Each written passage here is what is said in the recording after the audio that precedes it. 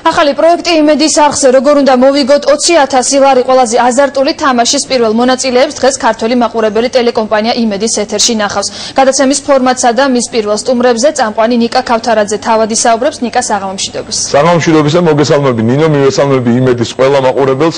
დღეს ძალიან საინტერესო საღამოს ეთერი გელით მინდა გითხრათ, რადგან ეთერში გავა პირველი შოუ ინტუიცია, რომელიც ძალიან აზარტულია. მე დარწმუნებული ვარ ქართველ ტელემაყურებელს ფაქტობრივად არა აქვს ნანახი ანალოგიური აზარტის მქონე ანალოგიური მხიარული გასართობი შოუ.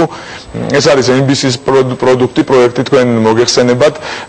ძალიან ნიჭიერმა და კარგმა ჯგუფმა ეს ქართულად მოამზადა ტელეიმედის ეთერში, ტელეიმედის მაყურებლებისთვის. რაც შეეხება დღევანდელ ჩემს სტუმრებს, ისინი არიან სერიალ შუა ქალაქის მსახიობები, მათი გმირები უფრო ცნობილია ტელეიმედის მაყურებელთათვის, ისინი არიან დები ღლონტები, ანუ თათული ედიშერაშვილი და თამუნა ნიკოლაძე.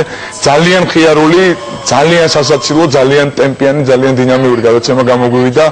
მათ ქონიათ არაჩვეულებრივი აზარტი, ძალიან მაგარი ინტუიცია, მინდა გითხრათ და თამაში ფაქტიურად ჩემთვის მოულოდნელი დრამატურგიით განვითარდა, მაგრამ ყველა დეტალზე რა თქმა უნდა მე თქვენ არ გეტყვით, რადგან დღეს ზუსტად 10 საათზე უნდა ნახოთ იმედის ეთერში პირველი შოუ, პირველი ინტუიცია. ჩართეთ ინტუიცია.